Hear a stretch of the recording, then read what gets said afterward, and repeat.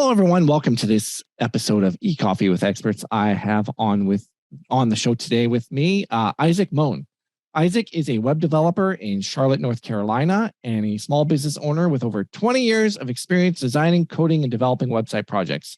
He has successfully launched more than 250 websites, ranging from personal blogs to medicinal and business-oriented websites to large e-commerce websites. He studied at the University of North Carolina at Chapel Hill, where he custom-tailored his own major in web development and network administration. He likes to live a very healthy vegetarian lifestyle, play disc golf, racquetball, and has been a computer geek since he was young. Isaac, thank you. Welcome to the show. Thanks for having me. Yeah, it's awesome to have you here. So we were talking off camera about your experiences, and you've developed quite a few amount of websites. So I was going to just talk to you and explore the idea of the principles of beautiful web design. How did you get started in designing websites, and what are your thoughts on the web? I got started in web design. Actually, I was a yearbook nerd in high school, and started learning how to lay out the yearbook spreads using PageMaker, Adobe PageMaker. And that got me interested in the Adobe suite. I started to learn Illustrator as well. I still have that, two of those yearbooks that I laid out from so long ago. And so that kind of got me in Photoshop, Illustrator, and PageMaker. And having that knowledge, I went to college and eventually found my way into the journalism school. I used that as a way as an excuse, basically, to take the web design and web development courses that they offered through the journalism school at the time, because they didn't really have a specific track at Chapel Hill for what I wanted to do. So there we started learning Adobe Flash, and I started learning action scripting and coding and making projects, but also the design elements of it, and then Dreamweaver as well. Did a little Cold Fusion, a lot of the Macromedia, as it was called back then, a lot of the Macromedia programs. And of course, Adobe bought Macromedia. But from there, from college, decided to start.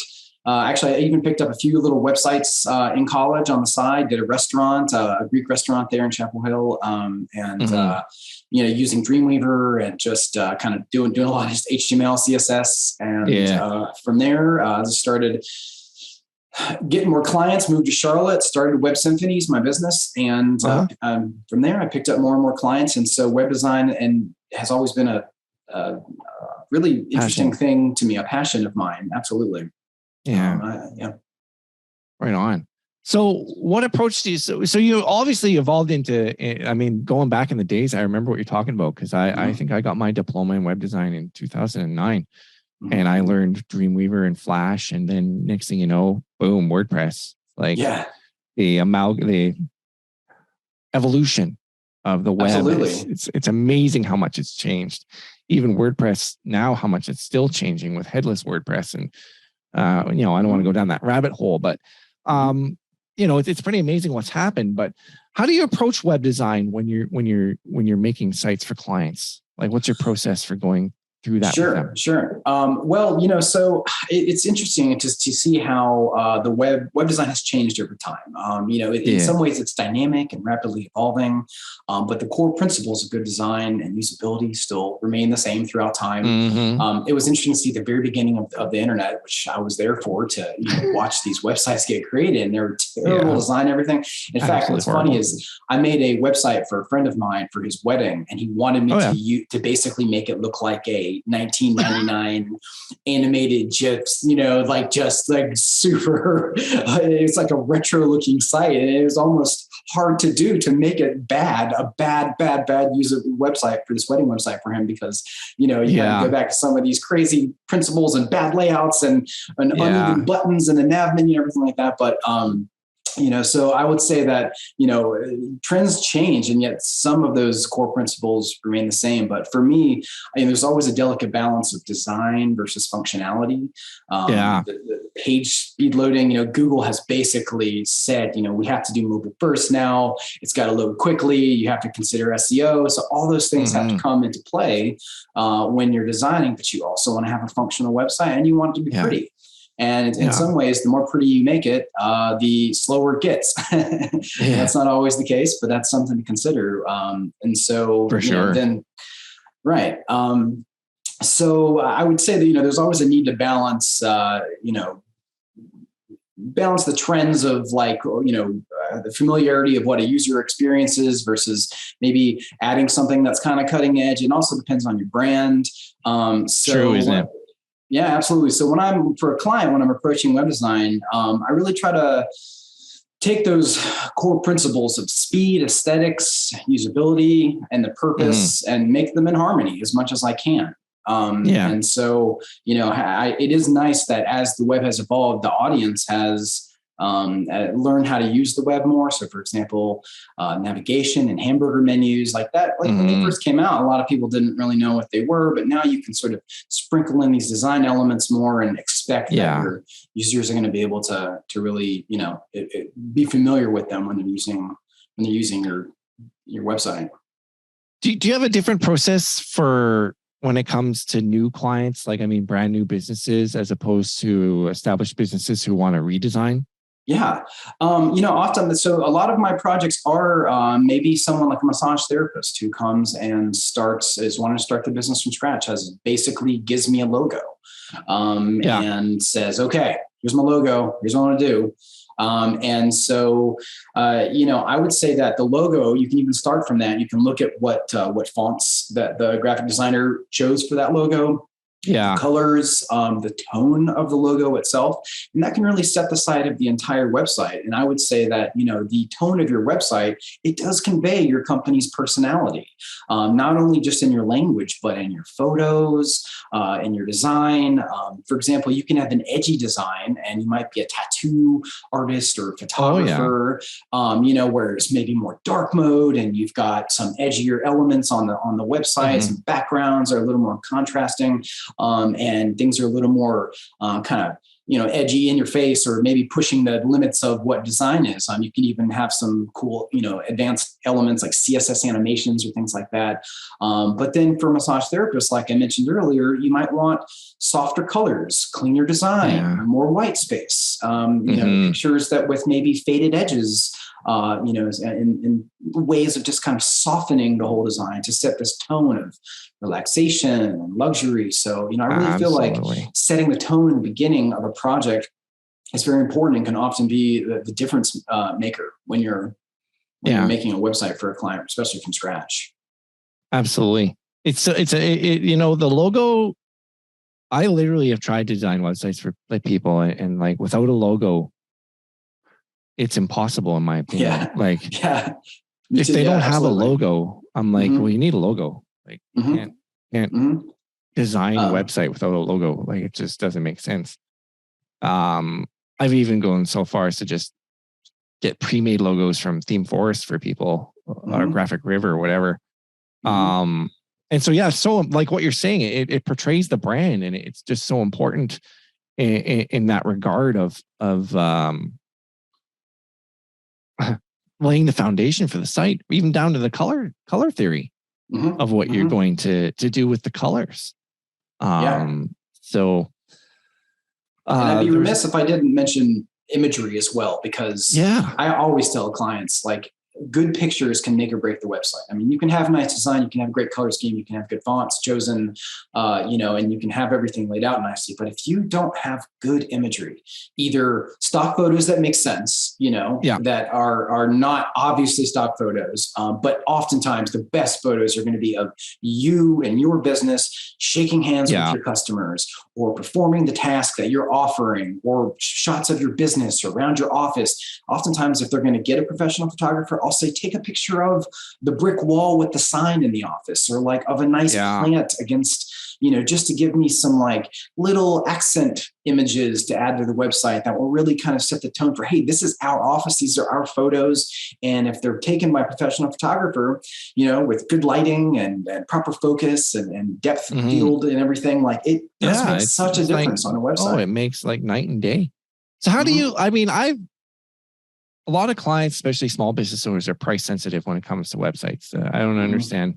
People think that, I don't think I would be remiss if I said they're missing the mark if I said that, people think it's easier, think it doesn't cost a lot, or whatever the case may be. Yet, fact of the matter is, it's not. The web is complex, and there's no such thing as a simple website. So how do you overcome that with clients then in regards to, for instance, I had a hair salon one time. So just design me a website. Didn't want to provide me with any creative whatsoever. No content, no pictures, no logo, no words. And this was in the beginning days of when I was doing this. I eventually just gave them their money back. So there's no way I can do anything for you. You don't have the time to talk to me. You don't have the time to give me these things. So what are your strategies for working with clients to suggest to them that a investment in a photographer is the right decision to make, and communicating that to them? Yeah, that's a tough one because, oftentimes it depends on the client. And so I can make a strong suggestion. You really should get a photographer. But unless they had it in their mind already ahead of time, it's oftentimes like, they're coming to the table as they are. And it's hard to change their mind, especially if they're a client who does not appreciate what I do and what I bring to the table, and how hard a website can actually be to build and make and design. Now, actually, with the advent of Squarespace and Wix and these do-it-yourself builders, at first I felt threatened when they started coming out at the very beginning, but I actually enjoyed the fact that they're there now, because oftentimes I will have people who are like, I tried to do this myself and it looks okay, but now I need you. And so, but I will say that when I first started, I would work for pretty much whatever someone could pay me. You could pay me $300. I'll do what you need me to do because I'm desperate for work. It's when I was starting up. And even that kind of mentality at the very beginning, like I do wish I would have said, no, I'm worth something. Like I need to be, paid at least X amount to do this kind of work. I'm worth, it's worth it. But as a student right out of school, I was like, still proving myself, still developing. So I was willing to take on bad clients, honestly, who didn't really respect what I did and wasn't willing to pay for it. Now, luckily, I'm in a position where I can say, you know what, I have a higher price. My prices are listed on the website. And that was a decision on purpose to say, I do custom website design and these are high prices. But if you value what I do and you're willing to pay this, then that shows me that you want a solid custom product and you will take my advice and you will appreciate what I do. Because I have had those instances of bad clients where it's like, once you start them off at a low price for something, then everything you do, they're expecting it to be for this budget price that, and then you start working and you're like, I should be I charge other clients more for this, but I've been doing work for this one client for so long and they've been underpaying and that's what they're expecting to. And that's where it's just like, it's felt good to kind of let go of those contracts where they didn't value me and keep the ones that do. Absolutely. That's just smart business, and refer those people who can't afford to pay. Well, you know what? Sounds like custom web design isn't for you. Have you? Check out Squarespace. Check out Squarespace. Right. Check out Wix. Check out whatever. That sounds like that's more what you're looking for. So even someone who's trying to do it themselves, I do not believe you can on Squarespace. You could get you would at least need to put 10 hours of time to have the bare minimum of a website in Squarespace if you're trying to do it yourself. And if you don't know what you're doing, it's going to take you 30 hours probably to like get the images formatted and cropped in the right way, get your content together. And so when you start doing all that, you're going to 30 hours into it, you're going to say, you know what? I should have just paid someone else to do this. And I use this old analogy that I'm sure people have used before, but like, I know how to change the oil in my car. My dad showed me when I was in high school how to change my own oil. But do I do it? No. I take my car to the mechanic because he's got all the equipment ready, laid out, ready to do it. He or she can just change that oil and it's get it done, and that's how I look at it. I've got the tools, I've got the knowledge, and there are all these little complicated things that you don't realize when you're trying to make a website that you're like, oh, it's easy. I'll slap some content on a page and there's my website. There's way more to it than that. Yeah, there is way more to it than that. There's a question that I had in my head, but it jumped out. The value of time. I mean, people valuing their time in the sense that, we're the experts who know how to do it. And the loss of time of you spending those 30 hours could be worth more money than you paying. Because I think the average small business owner, their time, I don't think they realize this. Their time is worth $250 an hour based on some studies I've read. Really? So if you can outsource something for less than $250 an hour, no matter what it is, even if it's grocery shopping, you know, so, I mean, I certainly don't charge $250 an hour for web design. Right. So, you know, certainly, you know, and then how do you tie? So let's say this, do you tie the return on investment of the design to the project? For instance, if it's a plumber, you can show them, you know, we're going to design your website with SEO in mind. And we're going to design it with best marketing practices, and, you know, it's going to generate you business. Like it's going to convert, you know, of course you need to get traffic to convert, but you need good design to actually convert. Do you have a process, or you know, do you use that in your communication strategies with clients? You know, that's interesting. So in terms of providing absolute ROI numbers to a client, I don't use that in my sales techniques necessarily. I do stress the importance of pages that convert well, that have prominent calls to action, that will, you know, and that can be invaluable, because if you can bring traffic to your site and you have a nice converting page, that's, you know, all that needs to happen to get those leads. You know? How I convey it to them is my ultimate job is to get you business. My ultimate job is to make a website for you. But beyond that, it's to get people filling out a form or clicking on the buy now button to contact you, or whatever needs to happen to get your product, so that you have a chance to sell your product to them.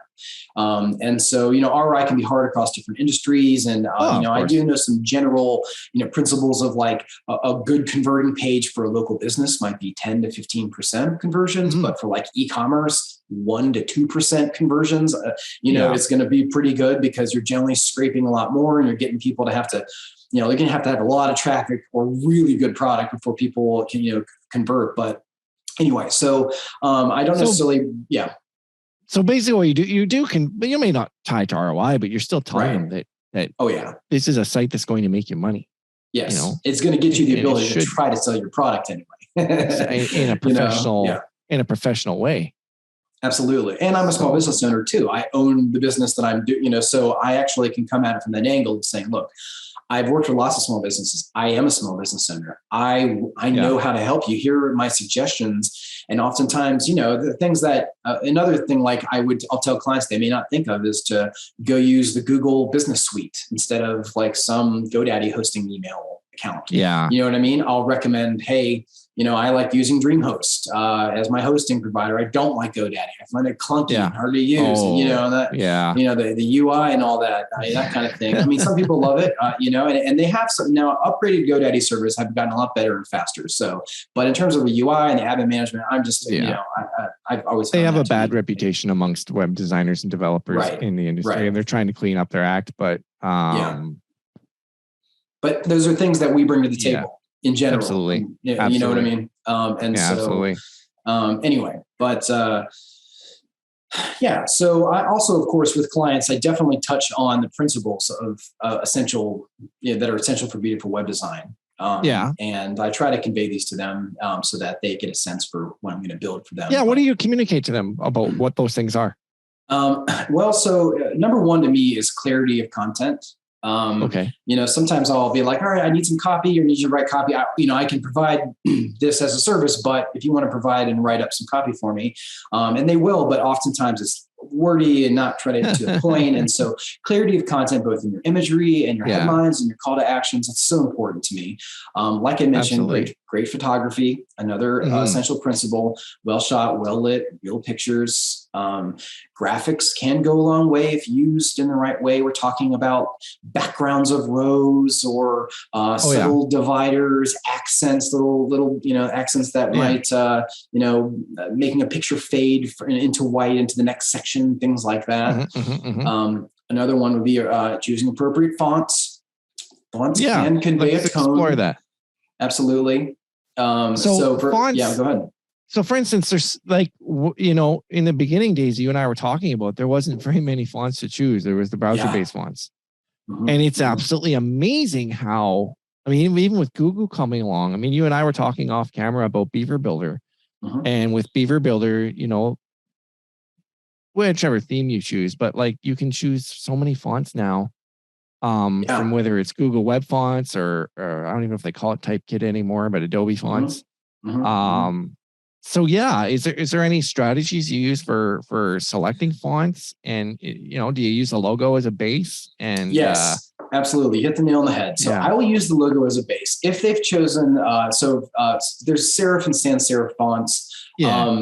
Essentially serifs have the little extra curves and little like feet and things like that. And sans serif are more what we're used to now. And I generally prefer a sans serif font for absolutely. Paragraphs of websites. It's more readable in general, unless you're trying to look newsy or, but that said, even within sans serif fonts for paragraph text, it's still, there's still a wide array of fat and skinny and long and bold and not bold. And then really when you're looking on Google, I use Google Fonts most of the time. Yeah. That's the easiest to embed. Although I think it does add a little more bulk to the loading of websites, and versus just having the only font you're using versus kind of like having having Google. Sometimes if you have themes load in font libraries, it'll load in extra ones you're not using. But anyway, that said, you want to make sure that when you do pick a font on Google Fonts, that it includes the bold and semi-bold maybe, or like different font weights are important. But as to your general question, so I'll start by looking at the logo. And I'll say, okay, if they're using a serif font in the logo, maybe I'll choose serif fonts for the headlines of the website, and then choose sans serif for the paragraph. However, if they're using more like sans serif in the logo, and and it looks like they're going to want like a cleaner sans serif across the website, I might still pick two different sans serif fonts that complement each other. So you're not using the same headlines, because so the headlines do stand out. They complement, but they don't necessarily, they're not the same. Same fonts can maybe if you spice up the headlines to make them a little different, it can add to the subtleness of the design. To say, oh, okay, this has a little more refinement when you kind of have two different ones that match. Not necessary, but those are the little things that you can do to convey a tone of what you're going for. And sometimes, honestly, paragraph fonts don't look great when they're blown up to 46 pixels or 50 pixels or something like that. Like they don't look as good as they do in a paragraph font. So for example, I might use like Montserrat as the headline, but then I would use Roboto for the paragraph text. For the body text, exactly. And so that can be apparent that I'll do sometimes, but and there's a lot of choices, so it can be overwhelming. I try not to spend too much time because you can get really lost in the weed of picking fonts. For sure. Yeah. So what tools do you use to find fonts? For instance, do you the client has a logo that's a sans serif logo. Let's say it's Ubuntu. I'm not sure if Ubuntu is Ubuntu available. I can't remember. I think it is actually. I can't remember either. Ubuntu is available in Google Fonts, but the point I'm trying to make, like, are there any tools you use to find fonts, to pair fonts together? Any website tools? I know we've had to use What the Font before, because I've had to be like, what font is this? And then, I had to try to match up the closest thing and figure out what this is from a graphic. Because oftentimes the graphic designer will kind of give you the logo, or maybe they don't know where they got maybe it's been a while since they had it designed, or, you're not sure, but, and you can't always find the fonts that graphic designers use. But, oftentimes I will actually just go to Google Fonts and I'll kind of realize, all right, what kind of thickness do I want? What kind of slant do I want? I'll use the filters there. And then sometimes I'll use Sky fonts on my local machine to import the fonts in, so that when I'm using something like Illustrator or Photoshop, that I can see what the font looks like on my local machine as well while I'm designing it.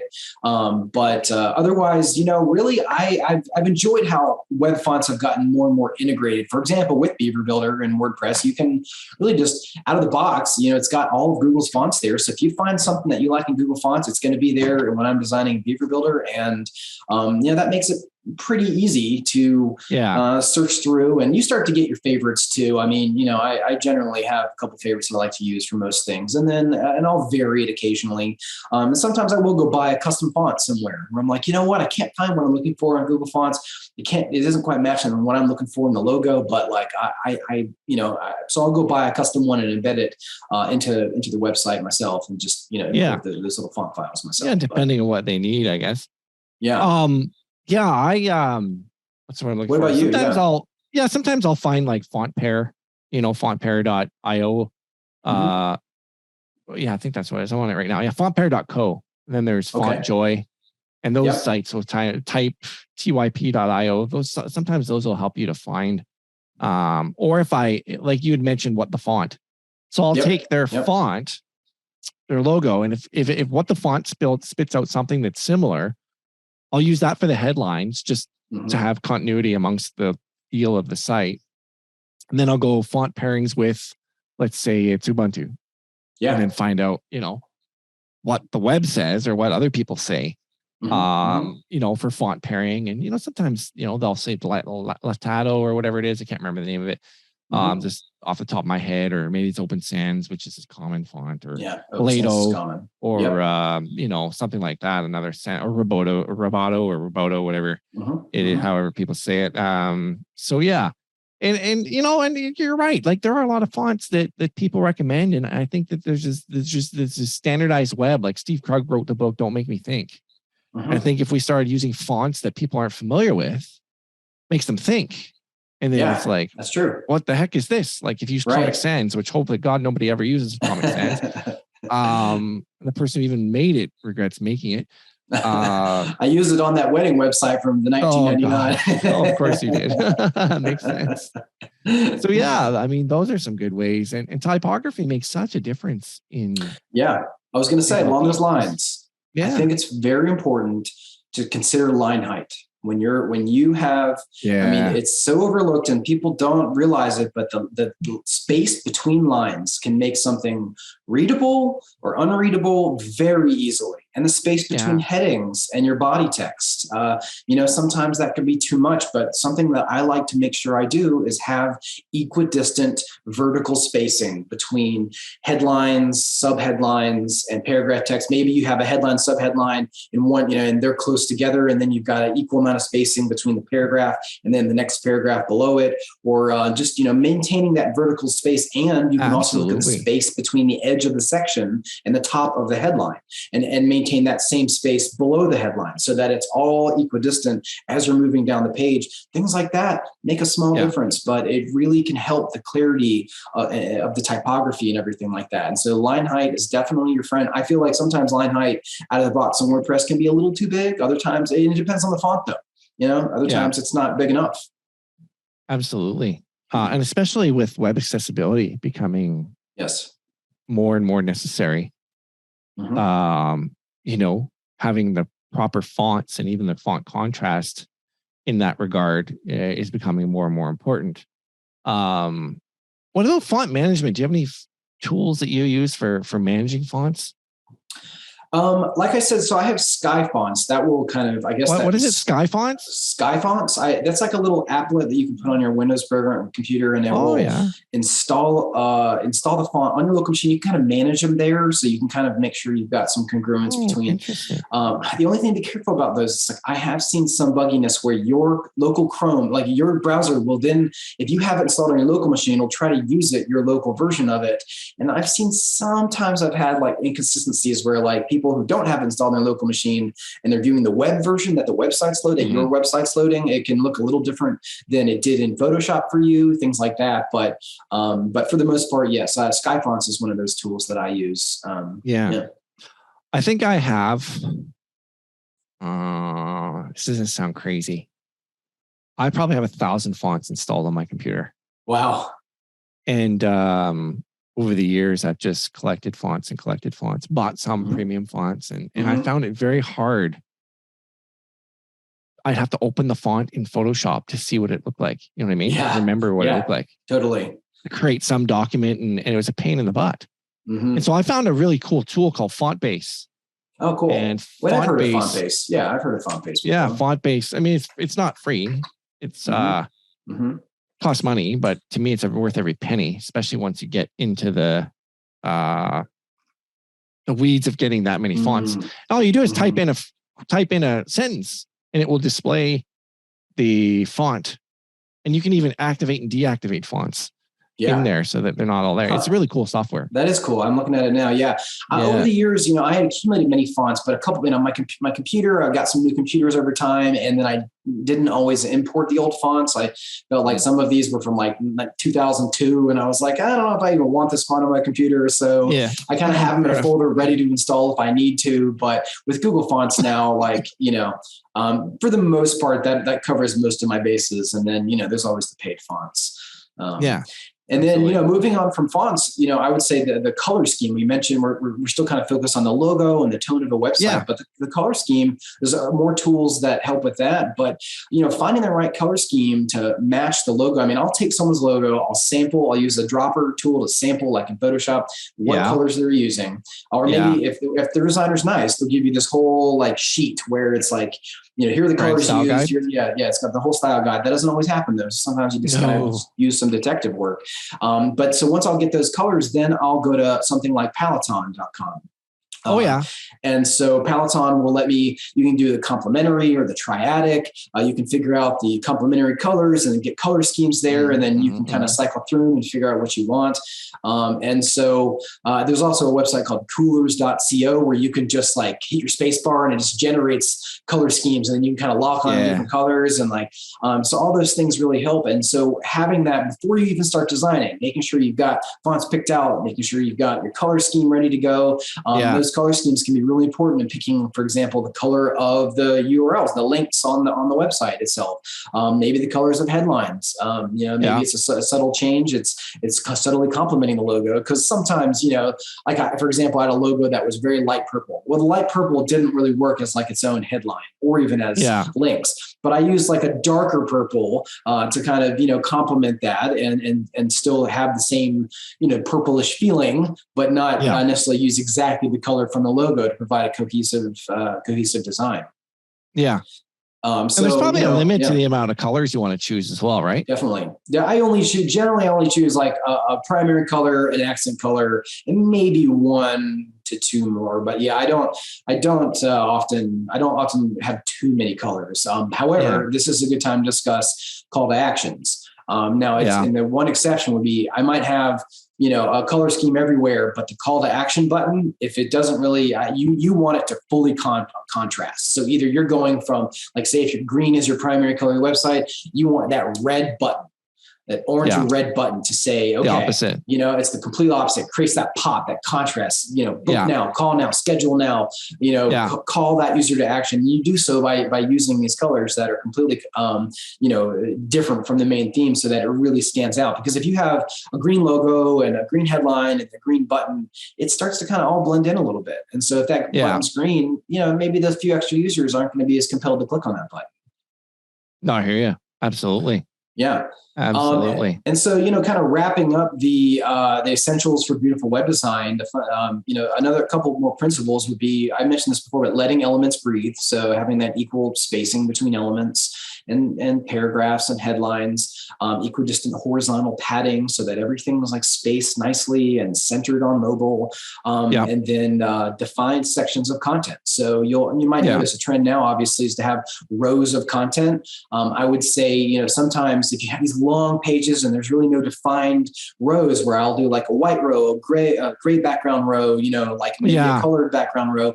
And so really these defined sections of content, if you don't have those, it can kind of be confusing or start scrolling and people kind of get lost on the page. Absolutely. And so that can be, that's a good principle to me. And then finally, you have to design it all with the user and the audience in mind. So you got to make sure who's going to be coming to this website, or at least get a sense for who this client's audience is going to be and what they're selling.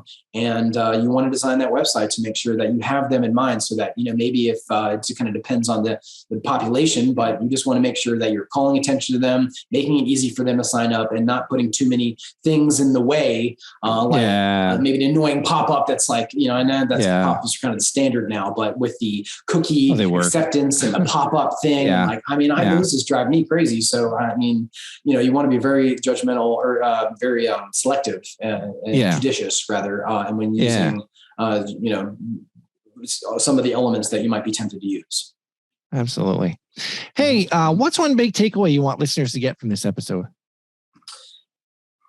One big takeaway. Designing a website is it conveys your brand. It really speaks to what your company can be about. If people can get a sense that your website can really set the tone for what services you're selling, and it can really be that first impression. It may make you think about, hey, there's a lot more little minute and subtle elements that all come together to make this harmonious product that helps to sell your product. Absolutely. Hey, how can our listeners connect with you online? Well, they can go to my website, websymphonies.com. And there they can reach out to me and contact me. You can shoot me an email at creations@websymphonies.com as well. Are you on LinkedIn? I am on LinkedIn as well. I'm on LinkedIn, on Twitter, on Facebook. Oh, cool. All those spots as well. Yeah. All those spots. They can just search for you. Well, we'll make sure to put those links in the show notes. I appreciate it. Isaac, I want to really thank you for coming on the show. It's been a pleasure having you here. Thank you, Matt. I appreciate it as well. Thanks for having me. Have a great day. You too.